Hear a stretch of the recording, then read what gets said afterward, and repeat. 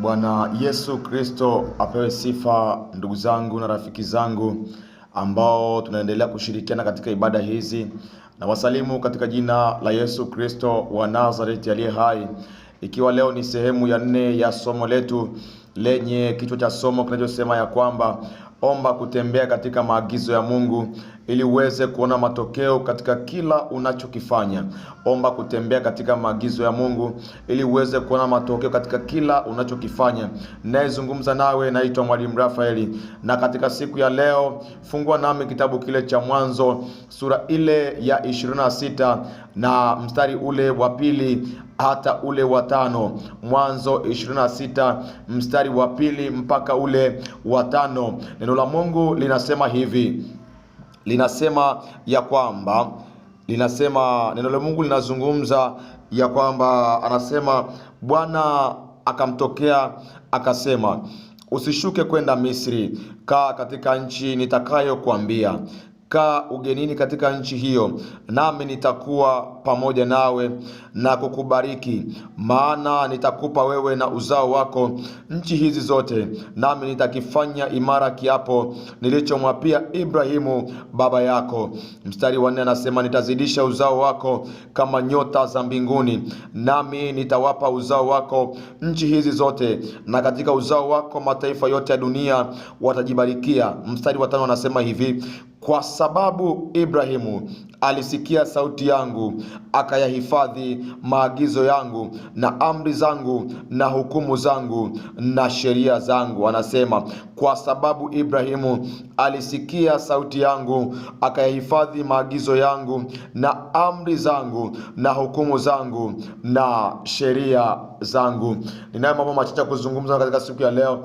Jambo la kwanza la kuongea nawe katika siku ya leo ni kwamba unapotembea katika maagizo ya Mungu, si kwa ajili ya kwako tu peke yako, kwamba Mungu aachilie msaada kwako wewe peke yako. Hapana, anaachilia msaada kwako leo na kwa kizazi chako. Anaachilia msaada kwako na kizazi chako. Hii habari ninayoisoma hapa ni habari ya Isaka ambaye alikuwa yupo kule Gerari. Kwa hiyo wakati ule ulikuwa ni wakati wa njaa sana. Kwa hiyo Isaka akachukua maamuzi ya kwamba aende kwa Abimeleki, mfalme yule wa pale Gerari, amwambie kwamba mimi ninaondoka, ninakwenda Misri kwa sababu kuna njaa sana mahali hapa, nikatafute mwelekeo mwingine ambao naweza kupata chakula kuilisha familia yangu. Biblia inasema ya kwamba wakati Isaka anafikiria hayo, Bwana akamtokea akamwambia kwamba usiondoke, kaa katika nchi ya ugenini. Nini ambacho kinamfanya Mungu amtokee Isaka? Ni kwa sababu Ibrahimu, ni kwa sababu Ibrahimu alisikia sauti yangu, akayahifadhi maagizo yangu na amri zangu. Ni kwa sababu Ibrahimu alisikia. Nataka kusema nini? Ya kwamba leo hii wewe ukiitii sauti ya Mungu na kuyasikia maagizo yake na kuyashika maagizo yake na kuyatenda maagizo yake, utasaidia kizazi chako, utasaidia uzao wako katika maisha mbeleni. Hata kama leo hauna mtoto, hata kama leo haujaolewa, hata kama leo hujaingia kwenye ndoa, au hata kama leo uko kwenye ndoa lakini huna mtoto, au hata kama unaye mtoto lakini bado ni mdogo hajaanza kujitegemea, au hata kama una mtoto ajitegemea, leo hii ukitembea kwenye maagizo ya Mungu, unasaidia na uzao wako. Unamfanya Mungu aendelee kusaidia uzao wako, au aangalie namna ya kusaidia uzao wako ambao upo katika uhitaji katika nyakati, iwe ni nyakati hizi au ni nyakati zijazo. Mungu anausaidia uzao wako kwa sababu unayatii maagizo yake, kwa sababu unatembea katika maagizo yake. Na ndio maana tunasema ya kwamba omba kutembea katika maagizo ya Mungu ili uweze kuona matokeo katika kila unachokifanya. Matokeo ni kwako na kwa uzao wako. Matokeo ni kwako na kwa jamaa zako.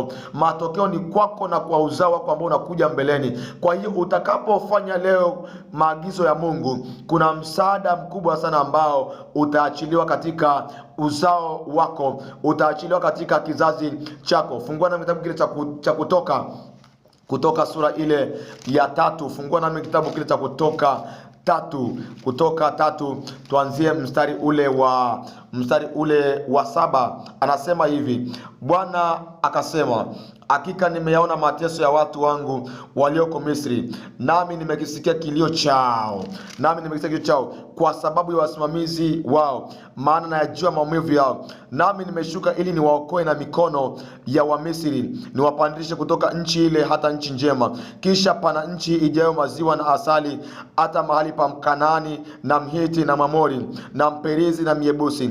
Basi tazama, kilio cha wana wa Israeli kimenifikilia tena, nimeona hayo mateso ambayo Wamisri wanawatesa. Nataka nizungumzie jambo gani? Mungu anashuka kwa sababu gani? Anashuka kuwasaidia kwa sababu ni uwapo aliyomwapia Ibrahimu wakati ule alipomwambia kwenye kitabu kile cha Mwanzo sura ile ya 15. Baada ya Ibrahimu kuzungumza na Mungu pale, Mungu anamwambia kwamba hakika uzao wako utakwenda utumwani miaka 400, lakini alimwambia kwamba atawatoa. Kwa hiyo hiki kinachokuja kutimia ni ahadi ambayo Mungu alimwahidi Ibrahimu aliyetembea katika maagizo ya Mungu. Kwa hiyo leo hii wewe ukitembea kwenye maagizo ya Mungu, kuna msaada mkubwa ambao Mungu ataachilia kwenye uzao wako, ataachilia kwenye kizazi chako. Naomba tuingie kwenye maombi katika siku ya leo. Tumwambie Mungu ya kwamba Mungu, naomba leo tutembee kwenye maagizo yako, lakini Mungu ukumbuke na uzao wangu, ukumbuke na kizazi changu. Kitakapopita kwenye mateso ukikumbuke. Nifuatishe maneno haya, sema nami: Bwana Yesu, ninakuja mbele zako na kushukuru Mungu kwa siku nyingine, na kushukuru Mungu kwa majina mengine tena, kwa damu Yesu Kristo wa Nazareth aliye hai, na kwa jina la Yesu Kristo. Baba, ninaomba toba, ninaomba rehema nilipoenda kinyume na njia zako, kwa damu ya Yesu na kwa jina la Yesu. Mungu, uniwezeshe kutembea kwenye maagizo yako kama vile Ibrahimu alivyotembea kwenye maagizo yako.